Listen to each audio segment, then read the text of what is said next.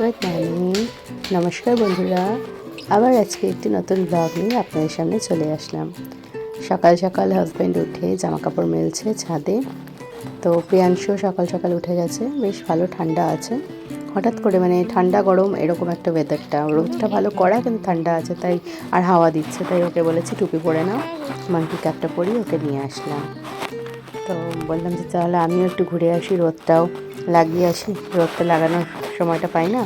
আর তার আগে একটু মাকে দেখতে গেছিলাম, মাকে দেখে আসলাম।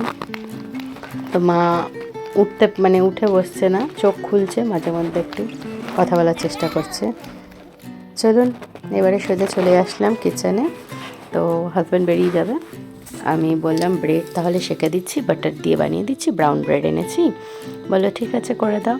আর ব্রাউন ব্রেডটা সেঁকে নেব, ওকে আমি মানে অন্যরকম করে দিই, আমার হাজব্যান্ড পছন্দ করে বাটার দিয়ে সেঁকে নিয়ে বাটার দেবো, দিয়ে ওপর থেকে গোলমরিচের গুঁড়ো আর গুড় দেবো, আর প্রিয়াংশুকে বাটার দেবো আর একটুখানি জ্যাম দেবো, লাগিয়ে ছোটো ছোটো ছোটো ছোটো স্যান্ডউইচের মতন বানিয়ে ওকে দেবো, ও খাবে।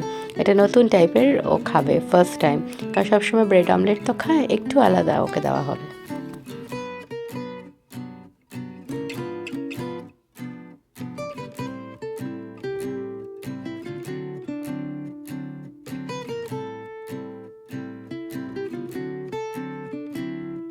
হাজব্যান্ডের জন্য রেডি করে দেবো এবারে গোলমরিচের গুঁড়ো আর গুড়ের গুঁড়ো দিয়ে, আর প্রিয়াংশুর জন্য ছোটো ছোটো স্যান্ডউইচ, দেখুন কি সুন্দর।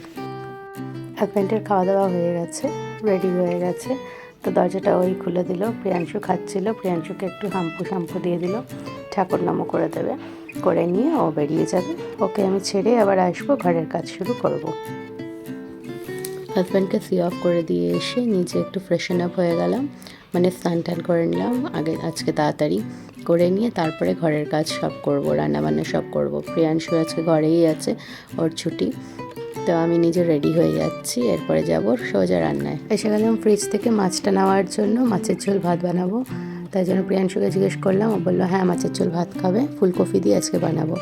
এই যে প্রিয়াংশু এখানে মাছটা নিয়ে যাচ্ছি, আমি সোজা এবারে কিচেনে চলে যাব, গিয়ে মাছটায় জল দিয়ে রাখবো, তারপরে অন্য কাজগুলো স্টার্ট করব।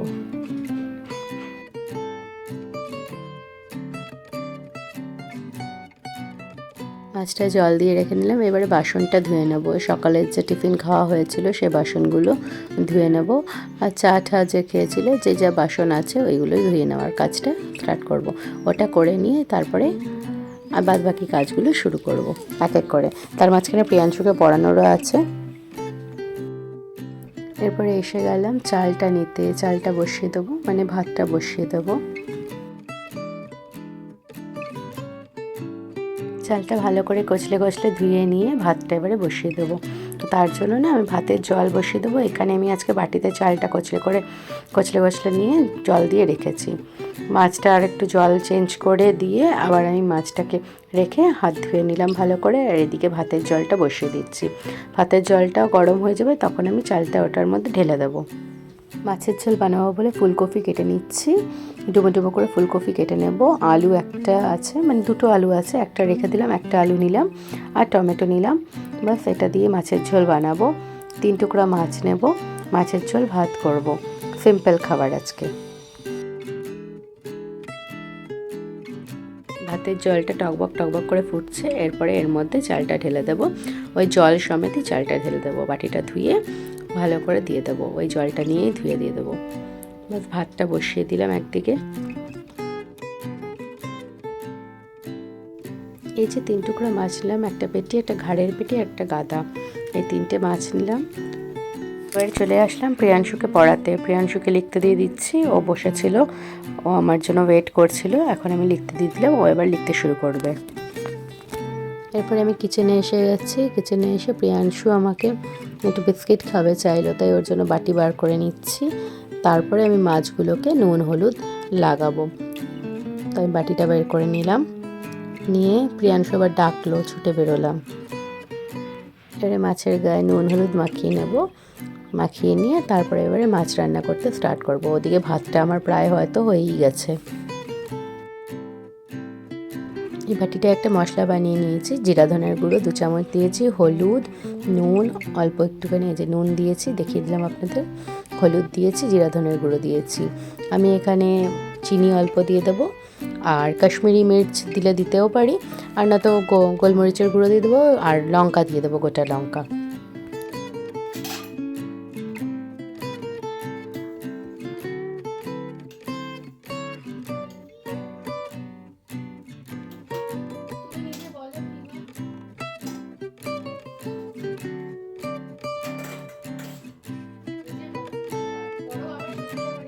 ভাতটা আমার সুন্দর ফুটে গেছে, এবারে আমি নামিয়ে রাখলাম।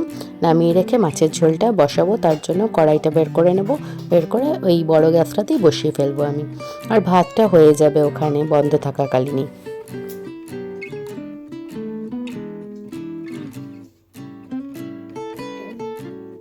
না, আং হয়ে গেল তো, আবার কেন করছো ওটা? মাথায় তো দুটো হয় না, পাশে হয়। এখন প্রিয়াংশুকে এটা লিখতে দিয়েছিলাম, ছোটিয়া বড়িয়া, ছোটি বড়ি পুরো লিখে দিয়েছে কি সুন্দর করে। আমি কোন পেজটায় গিয়ে 1 2 লিখি? না বাবা, আমি দেখিয়ে দেবো। তুমি মাঝখানের কোনো একটা পেজে লিখে দাও বাবা, আমি দেখিয়ে দিচ্ছি কোন পেজে দেখবে।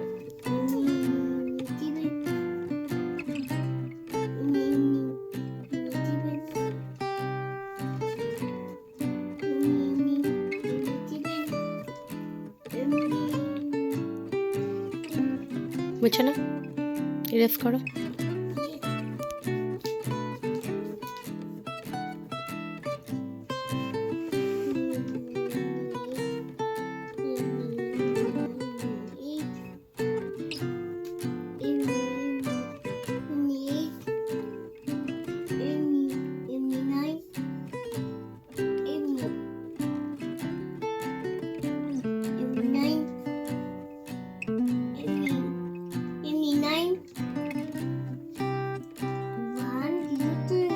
হুম, 1 0 10।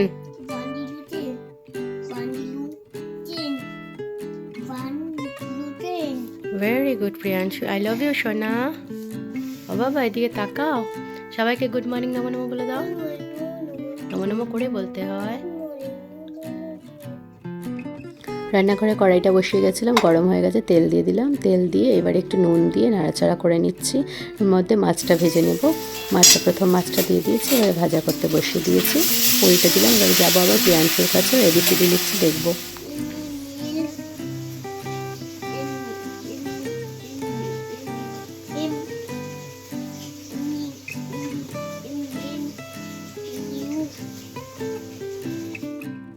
করে ফিরে আসলাম, মাছটা ভাজা হয়ে গেছে, উঠিয়ে নিলাম। দ্বিতীয় আরেকটি মাছ দিয়ে দিলাম, এটাও ভাজা হয়ে যাক।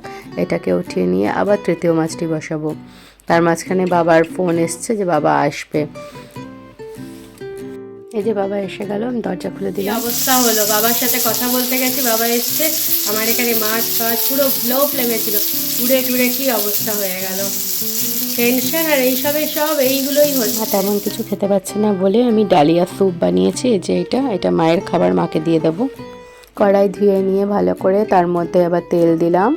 তেল দিয়ে গোটা জিরা ফোড়ন দিলাম, আলু ফুলকপি দিয়ে দিলাম, ভাজা ভাজা করছি। অল্প একটুখানি নুন ছড়িয়ে দিলাম। এবারে ভাজা ভাজা হচ্ছে এটা। তার মধ্যে আমার ওই মাছটা আমি একটু একটু করে চেঁচে নিয়ে ওপরটা মানে সরিয়ে দেব। তারপরে অমনিই খাবো, কী করবো। আর এমনিতেও ওটা আমারই খাবার আছে, অন্য কেউ তো খাচ্ছে না, টেনশন নেই। ফুলকপি আলুটা ভাজা ভাজা হয়ে গেছে। ওর মধ্যে যে মশলাটা বানিয়ে রেখেছিলাম, ওই বাটির মধ্যে জিরা ধনের গুঁড়ো, অল্প হলুদ, অল্প কাশ্মীরি মির্চ পরে দিয়েছিলাম, টমেটো কেটে দিয়েছি, নুন আর অল্প চিনি, ওটাকে দিয়ে দিলাম। দিয়ে নাড়াচাড়া করছি। ওই বাটি গুলিয়ে যে জলটা দিয়েছি ওটাকে শুকিয়ে নিতে হবে, তাহলে মশলাটা ভাজা ভাজা হয়ে যাবে। টমেটোগুলো একটু ভেঙে দিচ্ছি, যাতে ওর রসটা পরিপূর্ণভাবে এখানে ঢুকে যাবে। সব কিছুতে একটুখানি কষানো হয়ে গেল। এই যে দেখুন, প্রায় কষানো হয়েই গেছে। একটুখানি কষানো হয়ে গেলে পরে এর মধ্যে এবারে জল ঢেলে দেবো, ফুটে আসবে, তখন মাছগুলো দিয়ে দেবো। বাস হয়ে যাবে, পাতলা মাছের ঝোল করব। একটু টেস্ট চেঞ্জ করার জন্য আজকে এরকম করলাম।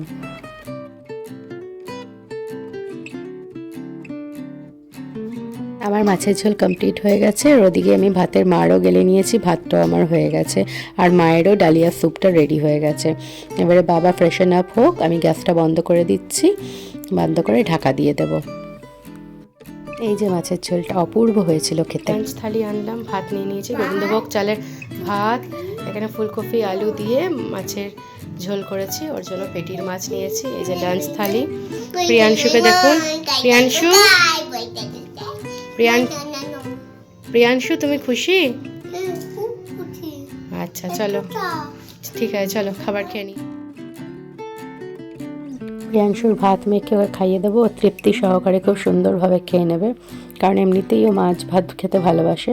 ওর কোনো মানে ওরকম কোনো বায়না নেই, আপনারা তো দেখছেন এতদিন ধরে ব্লগ, তাহলে মুখটা একটু ব্যাকাতো টেরা বেঁকা করতো, অমনি কোনো ব্যাপার না, ও চুপচাপ নিজের মতন করে খেয়ে নেয়।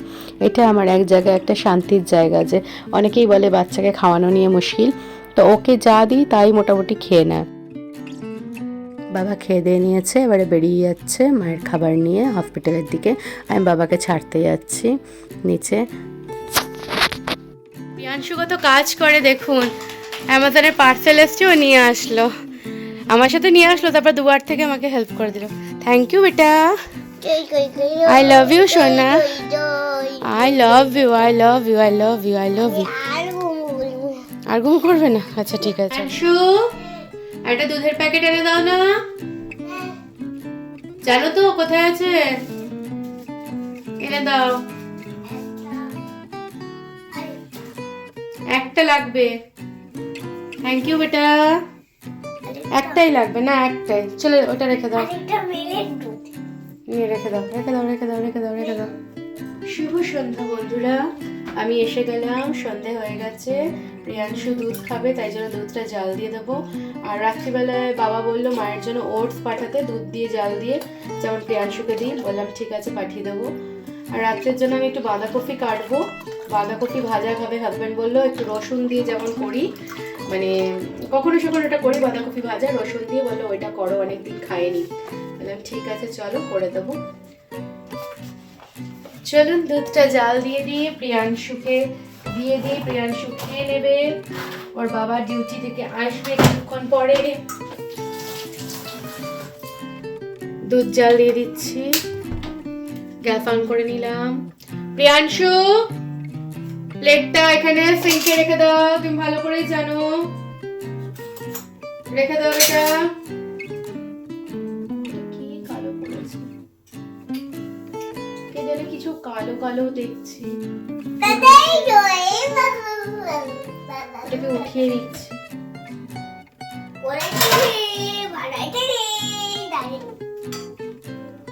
তাতে যদি আমার একটু দুধ মানে ফেলতে হয়, ফেলবো তাও ভালো, কিন্তু কি কালো কালো এগুলো কি বোঝা যাচ্ছে না, কি জানে, ফেলে দিই, কি দরকার।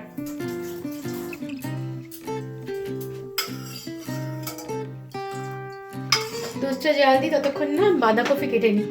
হালকা গরম হয়ে গেছে, প্রিয়াংশুর জন্য নামিয়ে নিই, আর বেশি গরম দিলে তো বাচ্চাটা খেতে পারবে না, বাচ্চাদের মুখ টুক পুড়ে যাবে।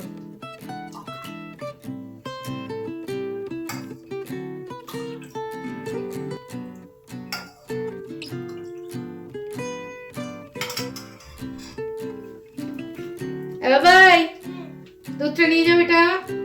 প্রিয়াংশু দুধ খেয়ে নিচ্ছে, আমি এখানে জামা কাপড়গুলো ভাঁজ করে সব রেখেছি, তারপরে ওখানেও আরও আছে ভাঁজ করতে হবে। তার মধ্যে ওই যে আপনাদের দেখিয়েছি ডাইপার এসছে, এটার মধ্যে মায়ের অ্যাডাল্ট ডাইপার আর প্রিয়াংশুর ডাইপার।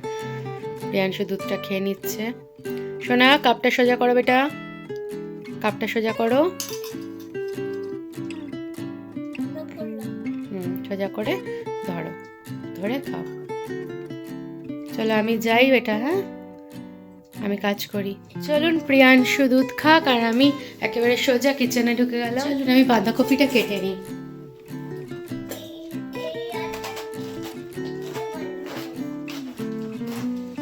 হয়ে গেছে, দুধ খাওয়া ওখানে রেখে দাও, দাঁড়াও আমি মুখটা ধুয়ে দেবো, দাঁড়াবে ওখানেই দাঁড়াবে।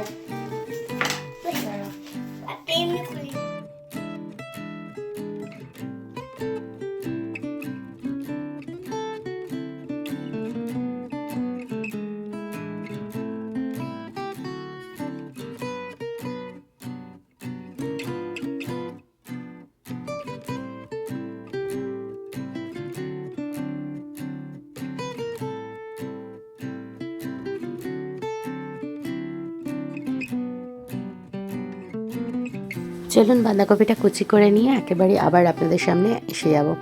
তখন রসুনটাও কুচি করব। আর রসুন কি করে তাড়াতাড়ি তাড়াতাড়ি ছিলতে হয় এর আগে আপনাদের সাথে এই টিপসটা আমি শেয়ার করেছিলাম।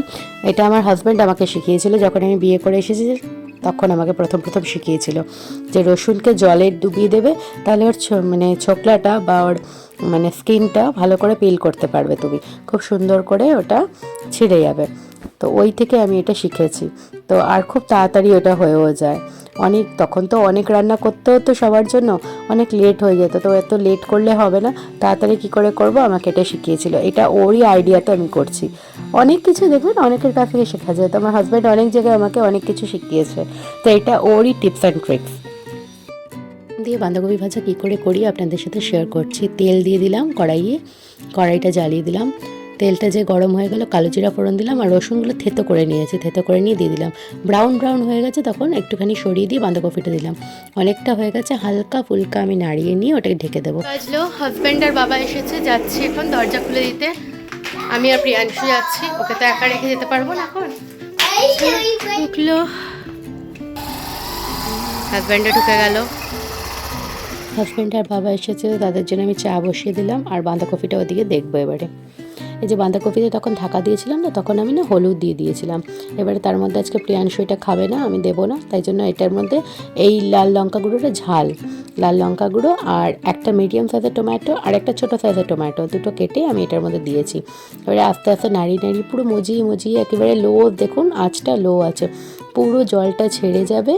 তারপরে আর নুন দিয়ে দিয়েছিলাম, সরি ওটা বলা হয়নি, নুন দিয়ে দিয়েছিলাম। দিয়ে ওটা আস্তে আস্তে যখন কমে যাবে, বেশ ভাজা ভাজা হবে, ওই মুহূর্তে আমি কয়েকটা কাঁচা লঙ্কা ফাটিয়ে দিয়ে দেবো ঝাল অনুযায়ী বুঝে। তারপরে আবার ঢাকা দিয়ে দেবো। তারপরে নামিয়ে ওটা সুন্দর রুটির সাথে বা পরোটার সাথে পরিবেশন করবেন, খুব ভালো লাগে খেতে এই বাঁধাকপি ভাজাটা। আর টেস্টটাই আলাদা হয়ে যায়, কারণ এই সিজনে এখন দেখবেন বাঁধাকপির আস্তে আস্তে চলে যাবে, একটা গন্ধ হয়ে যায়, তাই জন্য রসুন দিয়ে ভাজা করলে ওর গন্ধটাকে কাটানো যায়। আর এদিকে আমি আবার বাঁধাকপিটা ছোটো গ্যাসে ট্রান্সফার করলাম আর এদিকে রুটি বানাবো বলে রেডি করে নিচ্ছি। রুটি বেশি করতে হবে না, 3টে রুটি করব, তো 3টে রুটি আমি করে নিচ্ছি ফটাফট, কারণ ওটস বানাবো। তো প্রিয়াংশু আর আমার মা দুজনে ওটস খাবে, আর বাবা খাবে হচ্ছে রুটি আর বাঁধাকপি ভাজা, 2টো রুটি, আমি একটা রুটি বাঁধাকপি ভাজা খাবো। আর ভাত আছে সকালের, আর মাছের ঝোল, একটা মাছ সকালবেলা বাবা মাছের ঝোল ভাত খায়নি, তো ওই মাছের ঝোল ভাত, ওই ঘাড়ের যে পেটিটা আছে ওটা হাজব্যান্ডের জন্য আছে, বাস ওইটাও খাবে। তো আমি ফটাফট সব করে নিচ্ছি। দেখুন মজে বাঁধাকপিটা কতটা কমে এসেছে। এরপরে আরেকটা স্টেজ আসবে যখন অনেকটা কম, এরপরে আমি আপনাদের ফাইনাল স্টেজটা দেখাবো যখন ভাজা ভাজা হয়ে যাবে, প্রপার স্টেজটা দেখুন। চলুন আজকের ভিডিওটি এখানেই শেষ করছি। সবাই সুস্থ থাকবেন, ভালো থাকবেন। আবার কালকে একটি নতুন ভিডিও নিয়ে আপনাদের সবার সামনে চলে আসবো। টাটা, গুড নাইট, সাবধানে থাকবেন। আর অবশ্যই এই বাঁধাকপি ভাজাটা বাড়িতে ট্রাই করবেন, কমেন্ট করবেন কেমন হয়েছে।